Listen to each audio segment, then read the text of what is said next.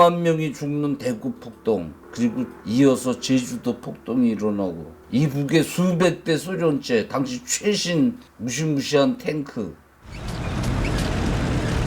242대, 1만여 문의 각종 대포와 최신식 소련제 무기로 무장한 14만 북한군 10개 사단. 6월 11일부터 38선 5개 침공 지역에 전진 배치되기 시작한다. 무장한 20만 군대가 남침을 노리는 가운데 대한민국은 수립되었습니다. 대한민국 정부가 세워져 가지고 군과 경찰이 체계를 잡아가자 전쟁 준비를 하는 김일성보다 자기가 먼저 이남을 전복시켜야 살아날 수 있는 박헌영이 남노당 군사 담당 이재복에게 군사 반란을 지령합니다. 이재복은 박정희 그 전 대통령을 남노당에 입당시킨 남노당 간부죠. 이놈이 국군 제14연대 중위 김지희, 중위 홍석순 등 좌익 장교들에게 박헌영에게 받은 지령을 명령합니다. 이 부대는 그 제주도 폭동 진압을 하러 가기 위해서 여수에 대기 중인 연대장 박승훈 중령이 지휘하는 국군 제14연대입니다. 북에서 난파된 23명 유격대는 이미 부대 앞에 대기하고 있는 상태에서 이 부대가 제주도로 출동하는 날 장교들이 자리를 비운 사이 좌익 40명이 그 지창수 중위 부대 무기고를 차지하고 병사들을 모으는 비상 나팔을 붑니다. 그 병사들은 무슨 비상인가 연병장에 집합하죠. 미군 놈들이 우리 부대에 좌익이 많다면서 제주도 바다에 우리 부대를 다 수장시키려고 한다. 그리고 마침 지금 이북에서 인민해방군들이 쳐내려오고 있으니까 우리도 북쪽으로 쳐 올라가야 한다. 이렇게 선동을 합니다. 병사들이 멍하니 그 나발을 부는 빨갱이들을 보고 있는데 일대대 하사관이 야 이 빨갱이 새끼야 뭔 소리야 하고 앞으로 뛰어나오다가 총소리와 함께 피를 뿜으며 쓰러집니다. 총소리를 듣고 뛰어나오는 제1대 대장 김완령 대위가 주본사관 박윤민 소위 그리고 김정덕 소위와 함께 총격에 죽습니다. 우리 과업을 방해하는 반동분자는 직결 처분한다. 모두 무장하고 나를 따르라. 부대 안은 금방 피범벅이 되고 그 사이 2대대 3대대 2,000명 병력이 완전 무장을 하고 연병장에 모입니다. 그러자 주모자 김창수와 김지희는 그 부대 밖에서 대기하고 있던 이북에서 내려온 유격대원들과 병사 앞에 서서 지금부터 김지희가 자기가 이제 연대장이라면서 그 난파된 유격대원들을 대대장, 중대장, 소대장으로 임명하고 구석구석 부대 안에 숨어있는 장교와 사병을 찾아내가지고 총질을 합니다. 밤 9시경 장교 한 명이 간신히 부대를 탈출해가지고 제14연대장 박승훈 중령에게 이 반란 사실을 알립니다. 내가 무슨 비상을 걸어? 야, 자세하게 말해봐봐. 연대장은 상황을 알아보려고 부연대장 이권희 소령하고 그 정보주임 김내수 중위가를 현장에 보냅니다. 그래서 이권희 소령하고 중위가 부대에 도착해가지고 방송실로 들어가서 마이크를 잡고 투항하라. 뭔 반란이냐 하고 방송을 하다가 중위는 그냥 총격을 받고 즉사하고 이 희권 소령은 간신히 탈출해가지고 헌병대에 도착해가지고 전화로 순천에 있는 중대장 홍석순 중대장한테 이 반란 사실을 알리고 빨리 중대를 인솔해가지고 이리 오라고 명령을 합니다. 그런데 전화를 받는 그 홍석순 중대장도 좌익이었어요. 진압군을 출동시키지 않습니다.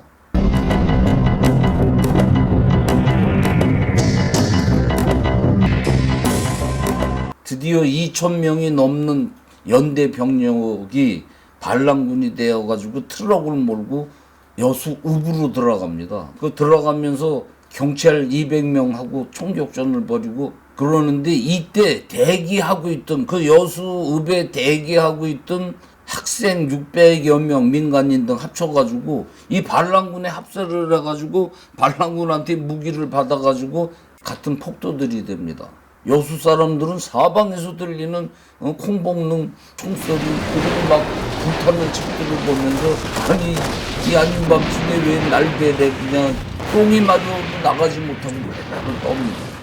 여수 경찰서에 근무하는 여자 교환원이 이 반란을 순천 경찰서에 알리고 광주 경찰서는 그 광주에 주둔하고 있던 국군 제5여단에 알립니다.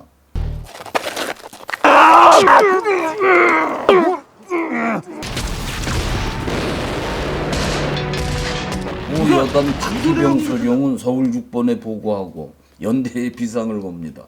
여수를 장악한 반란군은 경찰서장, 사찰계 직원 10명, 그리고 여수 시내에 있는 그 우파 정당 지부장, 경찰 후원회장 이런 우익 가족 70여 명을 인민 재판으로 광장에 불러 아주 잔인하게 살해합니다.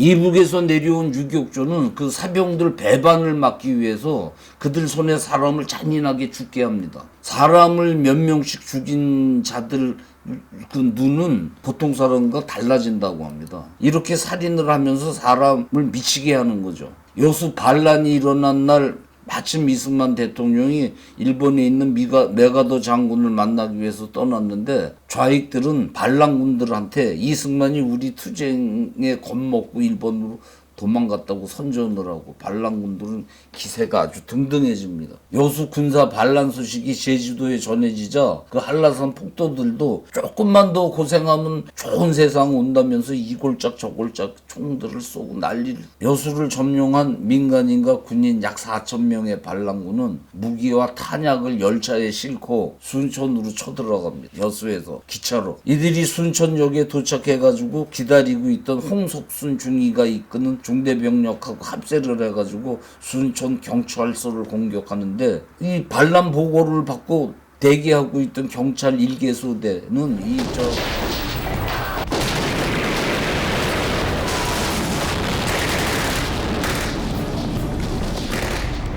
4,000명 반란군에 밀려가지고 전멸 위기에 몰리죠. 전사자들을 내며 후퇴합니다.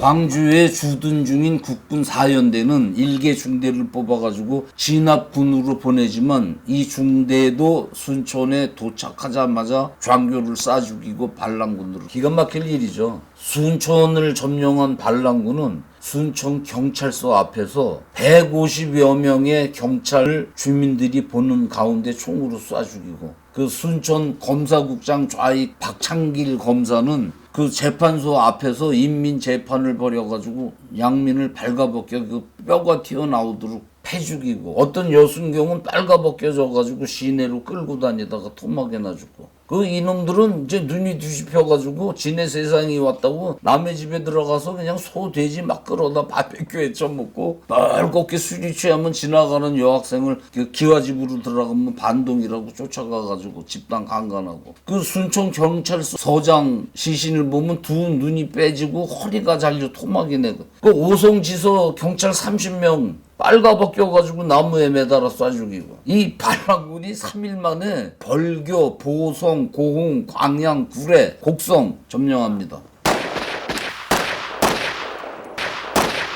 편의대는 월북한 남한 청년들로 만들어진 현재 북한의 대남 공작부 전신이다.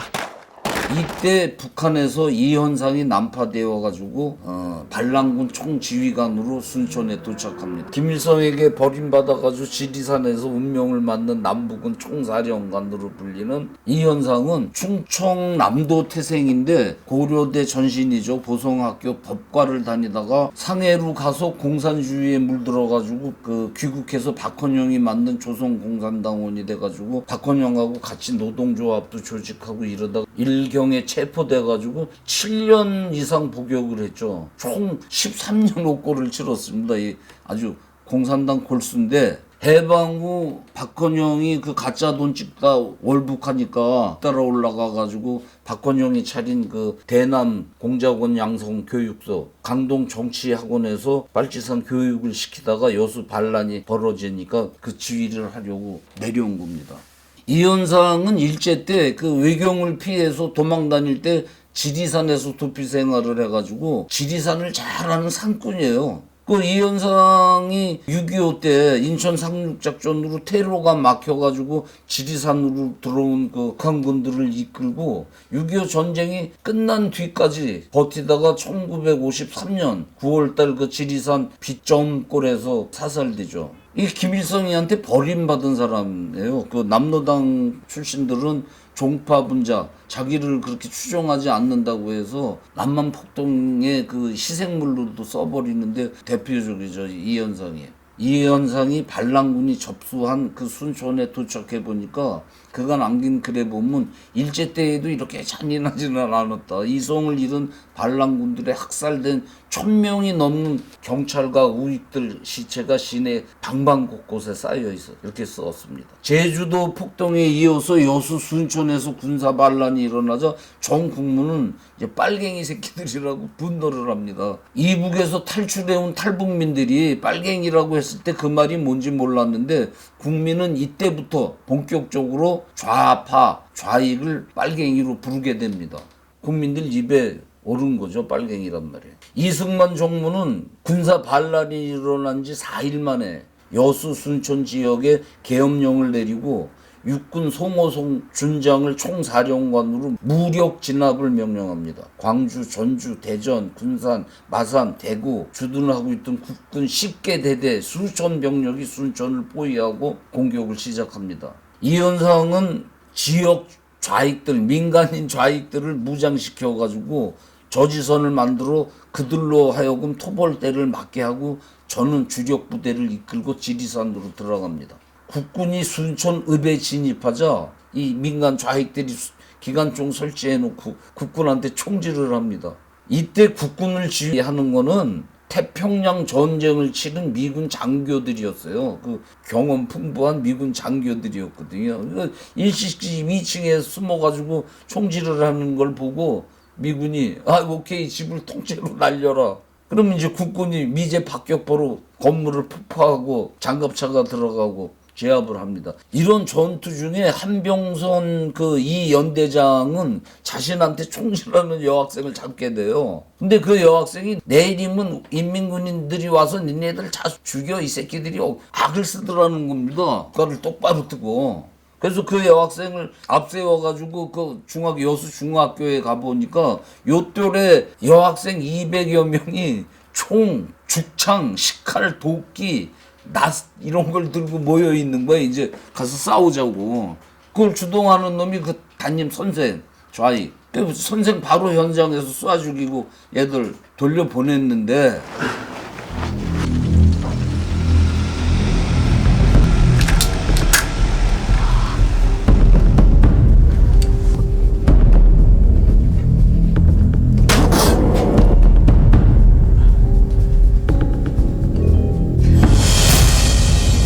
이 민간 좌익들이 국군을 대항할 때 지리산에 들어온 이현상은 반란군을 3개 부대로 나누어 가지고 1개 부대만 지리산에 남기고 2개 부대는 전남, 전북으로 분산 출몰시켜 가지고 진압군 혼란 작전을 펴니다. 그래서 이들이 함양에서 200명이 몰려와 가지고 경찰 20명, 민간인 10명을 죽이고 식량, 옷, 돈 이런 거 털어가지고 소에다 싣고 올라가고 영광 그 조기로 유명한 법성포에서는 태극기를 들고 대낮에 국군 인양 몰려와가지고서 사흘간 우익 인사 다 죽이고 경찰 죽이고 그 살던 집 불지르고 강간하고 그리고 거기서 토벌대하고 전투를 벌이고 그 연대장 박기병 소령이 순천 근방에 도착해가지고 그 피로 김일성 만재라고 쓴 구호 이런 거고 시신이 뒹구는 경찰서를 살피는데 마을 주민들이 몰려와가지고 술을 안주를 갖고 와서 반란군인지 알고 국군 앞에서 김일성 만세 인민군 만세 외치고 10월 22일 날이 밝으면서 장갑차를 앞세우고 시내로 밀고 들어간 진압군은 민간 좌익들의 저항을 받으면서 순천을 탈환합니다. 군이 들어오자 주민들은 다시 끔찍한 살인극을 벌입니다. 벌교가 반란군에 점령될 때 그 지역 좌익 100여 명이 우익이라면서 뭐 면사무소 다니는 사람, 군대 간 사람, 경찰 간 사람 가족들을 집단 학살을 했는데 국군이 들어오니까 이번에는 그 피해를 입은 우익 가족들이 그리고 그 친척들이 좌익 가족들을 데려다가 집단 학살합니다. 국군의 가장 큰 적은 민간인이었다고 합니다. 군인들이 지나가면 여학생이 물이나 주먹밥을 내밀다가 총질을 하는 겁니다.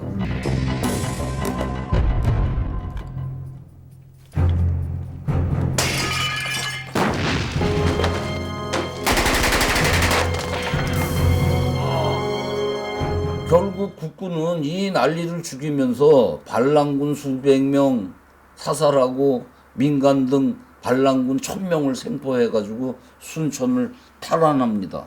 토벌대 총사령관 송호송 준장은 순천에 진입해가지고 미군 종군 기자 2명하고 그 여수로 가다가 이 민관 자익들 습으로 미군 종군 기자 2명 죽고 송호송 준장은 부상을 입고 간신히 살아나고 지리산으로 숨어들었던 이현상의 그 반란군은 태백산맥을 따라서 광범위한 지역에 출몰하면서 국군은 누렁이, 경찰은 검은개, 지방 유지들은 삽살개라고 부르면서 개 죽이듯 살인을 시작합니다. 지리산에 들어온 반란군 중에는 많은 민간인들이 섞여 있었어요.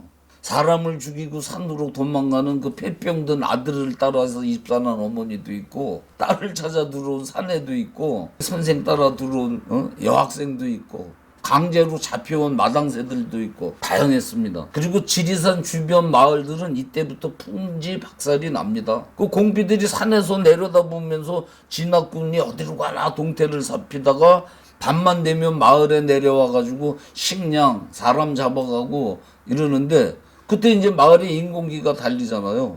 그럼 멀리서 저 마을에 인공기가 달렸어? 이걸 발견한 국군이 와가지고 누가 인공기 걸었냐? 그러면 겁에 질린 이웃이 도리 아버지가 걸었어요. 그러면 도리 아버지한테 너 왜 걸었어? 그러면 저 산에서 온 사람들이 총을 대고 걸라고 그래서 억지로 걸었어요.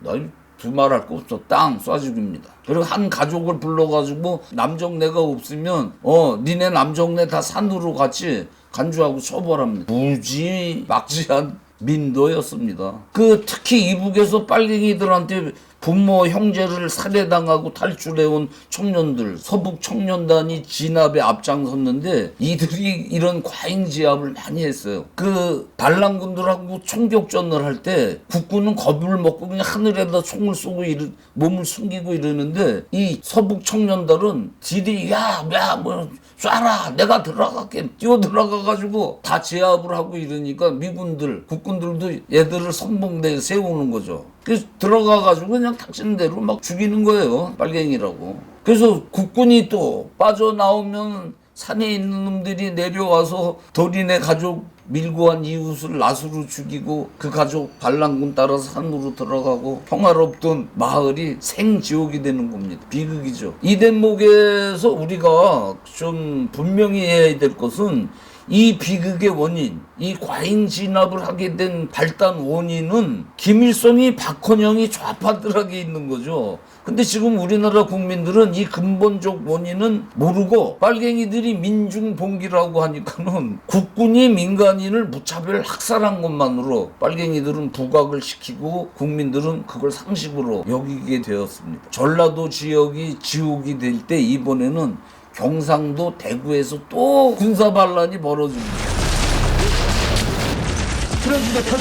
그 여수 반란 지휘한 이재복이 박정희 전 대통령 포섭한 이재복이 지령을 받은 그 곽종진 상사 등 좌익들이 무장을 한 채 대구 시내로 들어와가지고 경찰서를 습격을 해가지고 총격전을 벌여가지고서 대구가 다시 공포에 빠집니다. 그건 몇 달 전에 대구 폭동으로 수많은 사람이 죽어가지고 그 피가 지워지지도 않았는데 다시 대구에서 군사 폭동이 일어난 겁니다. 대구에 주둔 중인 미군이 반란군 200명을 생포해가지고 화제가 되고 이처럼 대한민국은 태어나면서부터 좌익들과 처절한 힘겨운 사투를 벌입니다.